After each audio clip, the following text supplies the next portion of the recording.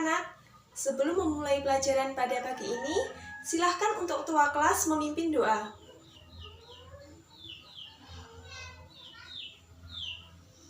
Terima kasih untuk Rama yang telah memimpin doa. Bagaimana kabar kalian hari ini? Alhamdulillah jika semua dalam kondisi yang sehat. Semoga Allah tetap memberikan kita kesehatan sehingga kita bisa belajar dengan lancar. Amin. Apakah hari ini ada yang tidak hadir? Baik, semua hadir ya, lengkap 25 siswa. Tetap semangat belajar ya.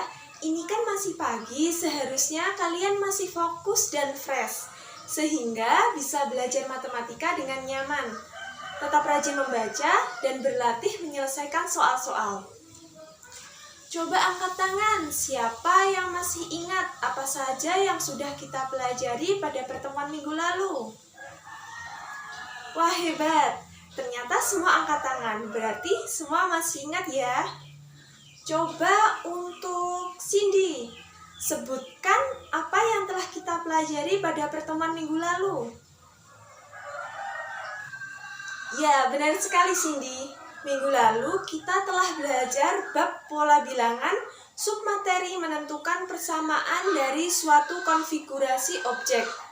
Di sana kita telah belajar membuat pola barisan bilangan seperti pola bilangan ganjil, pola barisan bilangan segitiga, pola bilangan genap, dan masih banyak lagi. Nah, untuk pertemuan saat ini silahkan dibuka buku paket kalian halaman 41, bab koordinat kartesius. Submateri posisi titik terhadap sumbu X dan sumbu Y. Tujuan pembelajaran kita adalah siswa dapat menentukan kedudukan suatu titik terhadap sumbu X dan sumbu Y. Minggu lalu, Ibu meminta kalian membawa buku streaming yang kotak-kotak itu. Apakah semua membawa? Wah, rajin. Ternyata semua membawa. Semua masih ingat kan bentuk dari koordinat kartesius? Koordinat kartesius bentuknya seperti ini.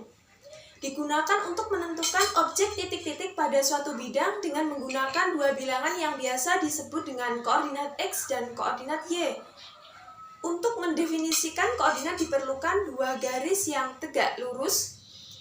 Nah, itu biasa disebut sumbu X. Sumbu X itu yang horizontal dan sumbu Y itu yang vertikal. Dan panjang unit yang dibuat tanda-tanda pada kedua sumbu tersebut. Biasanya ada angka dari negatif, 0 hingga positif. Sekarang coba kalian perhatikan koordinat kartesius ini. Nah, ini ada titik A dan titik B. Koordinat titik A adalah, kita lihat pada sumbu X berada di negatif 3 dan pada sumbu Y berada di 2. Jadi koordinat titik A adalah ya negatif 3,2. Kemudian untuk titik B, ada yang tahu? Ya, benar sekali. Titik B berada di koordinat 3,2. Jadi bisa kita pastikan bahwa koordinat kedua titik ini berbeda. Kemudian, jika Ibu bertanya mengenai jarak koordinat titik A ke sumbu X adalah, kita hitung 1, 2. Kemudian jarak titik A ke sumbu Y, kita hitung 1, 2, 3. Kemudian titik B, jarak terhadap sumbu X adalah 1, 2. Dan jarak terhadap sumbu Y 1, 2, 3. Jadi bisa kita pastikan bahwa jarak kedua titik ini ke sumbu X dan ke sumbu Y adalah sama. Jadi walaupun koordinatnya berbeda, tetapi jaraknya sama. Nah, perlu kalian ingat, hal tersebut bisa terjadi karena jarak selalu positif. Tidak ada jarak yang negatif. Misalkan saja, Reva ingin berjalan ke jalan X sejauh 100 meter dan ingin berjalan ke jalan Y sejauh 500 meter. Nah, dari situ bisa kita lihat bahwa jarak itu selalu positif. Tidak mungkin Reva berjalan ke jalan X sejauh negatif 100 meter. Itu salah. Jadi jarak selalu positif. Nah, sekarang akan Ibu beri contoh lagi, kita bahas bersama-sama ya. Nah, ini ada titik A, titik B, dan titik C. Titik A berada di koordinat 2,4.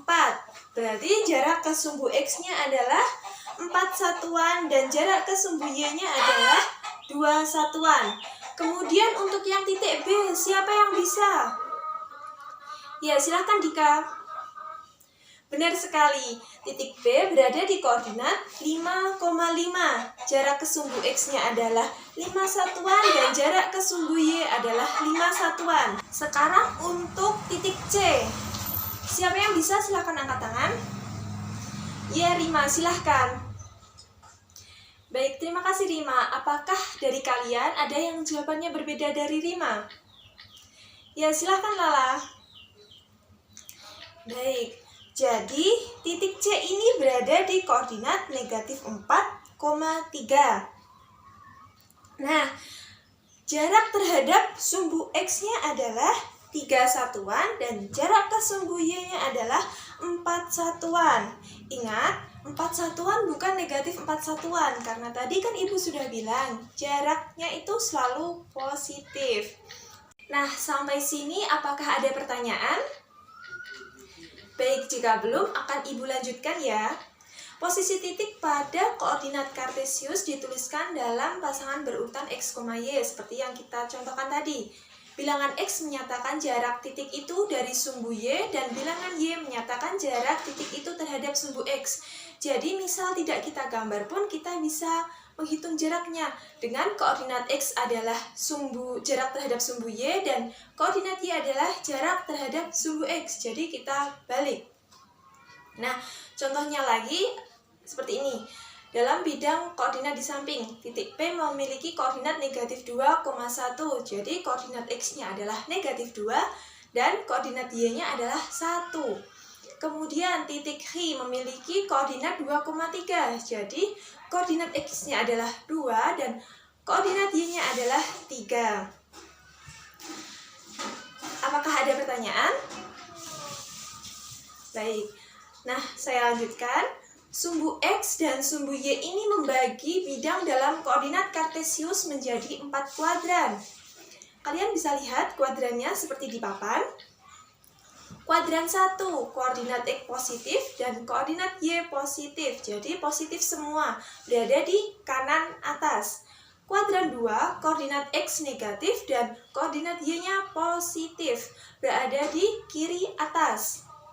Kemudian untuk kuadran 3, koordinat X-nya negatif dan koordinat Y-nya negatif. Jadi negatif semua, berada di kiri bawah. Kemudian yang terakhir yaitu kuadran 4, koordinat X positif dan koordinat Y-nya negatif, berada di kanan bawah. Sekarang Ibu beri contoh lagi. Di sini nanti kalian harus menentukan koordinatnya, jarak terhadap sumbu X, sumbu Y, dan menentukan letak kuadrannya. Yang pertama, titik A. Titik A ini berada di kuadran berapa? Ya, kuadran 1, karena positif-positif berada di kanan atas. Kemudian jaraknya terhadap sumbu Y adalah 2 satuan. Dan jarak terhadap sumbu X-nya adalah 6 satuan. Ingat yang Ibu katakan tadi, koordinat X menjadi jarak terhadap sumbu Y dan koordinat Y menjadi jarak terhadap sumbu X. Kemudian yang B, siapa yang bisa? Silakan angkat tangan. Ya, silakan Rido. Baik, terima kasih Rido. Jadi, titik B ini berada di koordinat 3,0. Berjarak 3 satuan dari sumbu Y dan 0 satuan dari sumbu X. Nah, sepertinya waktu menentukan kuadrannya tadi, Rido sepertinya bingung. Nah, ini kan berada di sumbu X titiknya. Jadi, kuadrannya itu, kuadran yang ada di dekatnya. Kuadran 1 atau kuadran 4. Jadi, nanti kita menjawabnya 2. Untuk titik C, siapa yang bisa? Silahkan angkat tangan. Ya, silahkan Reva. Baik, terima kasih Reva. Jadi, titik C ini berada di koordinat 0,-5. Titik C berjarak 0 satuan dari sumbu Y dan 5 satuan dari sumbu X. Ingat, 5 satuan bukan negatif 5. Nah, berada di kuadran 3 atau kuadran 4. Karena itu tadi kan berada di sumbu Y. Apakah sampai di sini ada pertanyaan? Nah, untuk tugas kalian, silahkan kerjakan yang ada di papan di buku tugas kalian. Kerjakan secara berkelompok. Kemudian, untuk tugas rumah kalian, silahkan kalian membuat papan koordinat kartesius seperti punya ibu tadi. Ia semenarik mungkin agar saat kalian belajar nanti, kalian bisa lebih bersemangat. Dikumpulkan minggu depan papan koordinat kartesius dan lembar jawabannya. Baik, untuk kesimpulan kita hari ini, yang pertama, koordinat kartesius mempunyai dua sumbu, yaitu sumbu X dan sumbu Y. Yang kedua, koordinat X menjadi jarak terhadap sumbu Y dan koordinat Y menjadi jarak terhadap sumbu X. Kemudian, jarak selalu positif. Baik, terima kasih. Pelajaran kita hari ini selesai.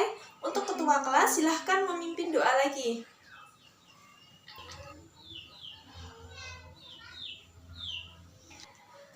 Terima kasih. Wassalamualaikum warahmatullahi wabarakatuh.